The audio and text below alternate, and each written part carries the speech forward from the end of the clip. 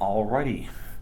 Well, I've been talking about doing this for some time now, and I think now is the time to do it. I just received my Eaglemoss Space 1999 Transport Eagle, which I've been waiting for breathlessly for the last couple months, as you've all had to bear witness while I posted about it. Sorry about that. First, let's do an unboxing.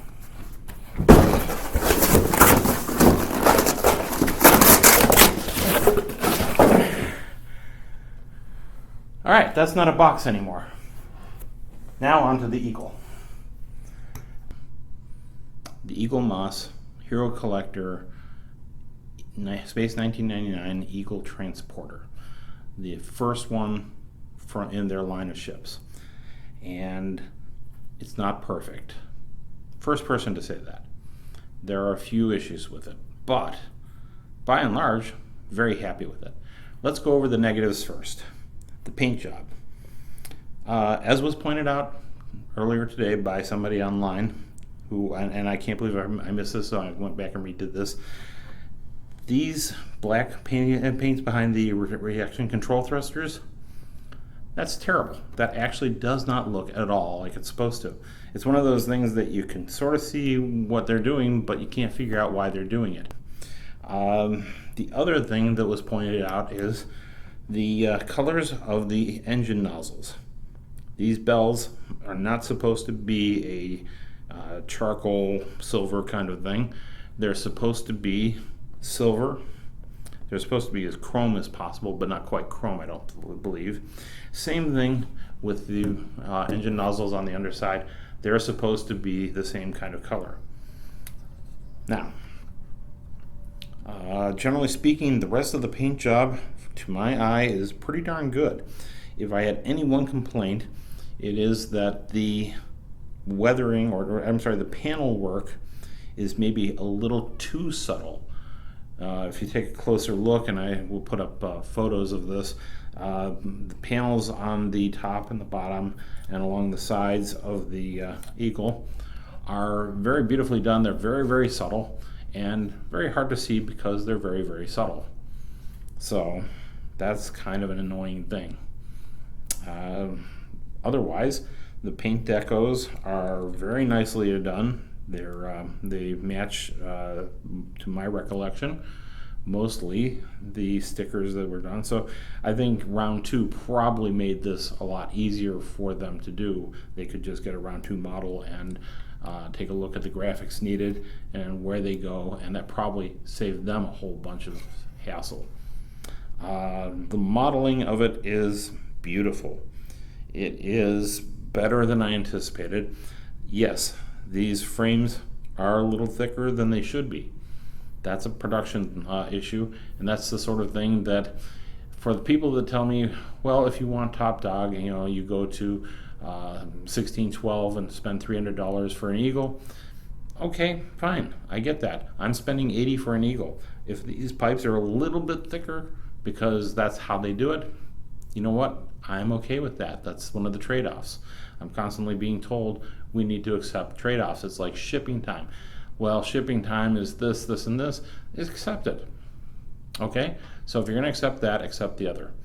I would love to see if Eaglemoss is willing to take some critical comments on this, as long as they're done in the proper spirit, and say, hey, yeah, you know what? That color isn't quite right. We were trying something and it didn't work.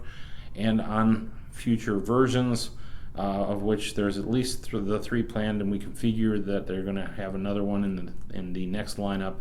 That would be the lab pod with the attached spine booster. It would be nice if they corrected those issues, the paint job here and the paint job here and the underside nozzles. Otherwise, I'd love to see them improve the visibility of the shaded panels, and I would love for them to maybe find some way to make the landing gear more bouncy, because these are just in place landing gear. There is no bounce to it. Having said all that, the paint job, the paint decos on here, things that even now I'm still seeing new things. Like I just kind of I just sort of mentally blurred them out, but they're there. Some really beautiful little decals there on the back cage. There's the black strap there and there. Just a lovingly done ship, and I really was not expecting this level of quality from Eaglemoss. So, hey, go with it.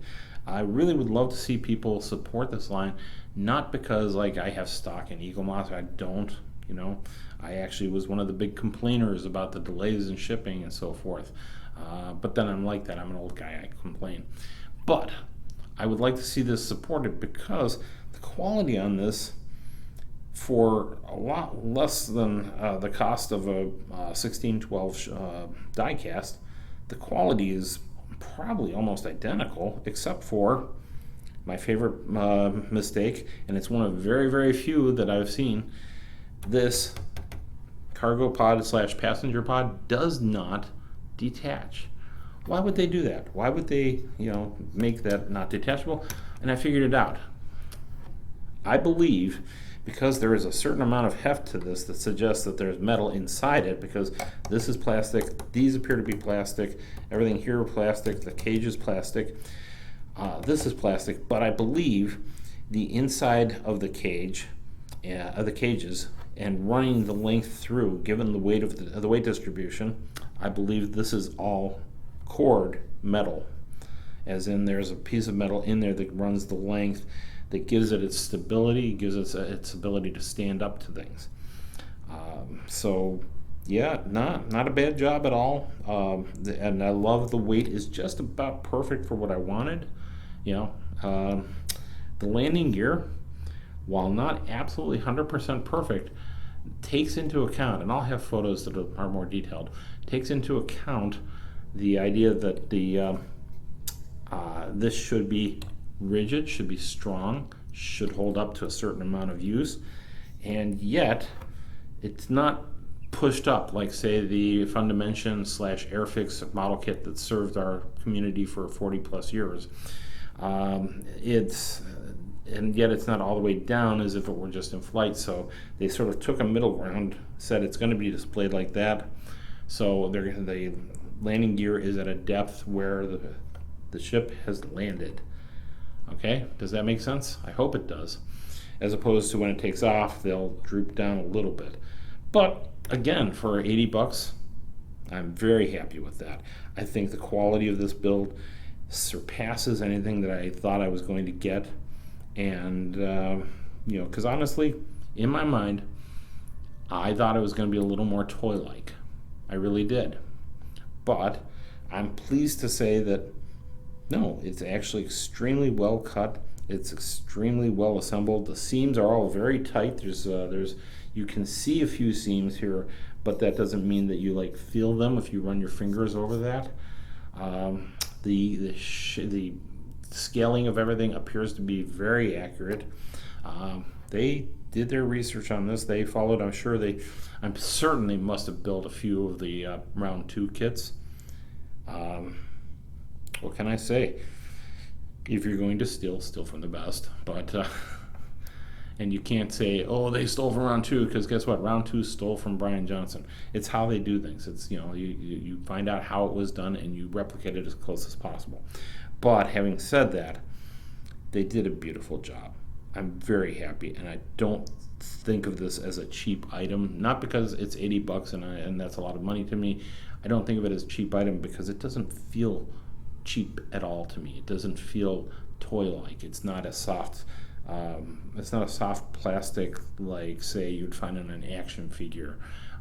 It's more of a hard structure, very deliberate angles, very deliberate curves. Paint job is pretty meticulous when it's right, and okay, yes, I'm going to say it, a little bit egregious when it's not. Okay? Well, that's my review. Got to give this review something really good, unique. Okay, I give the Eagle Transporter, you want to know what my review for this is? I give this 2 Alan Carter crashes. Okay? So that's it. Thanks for watching, and I hope that you are kind when you write your savage Yelp reviews of my video. Peace out, sister.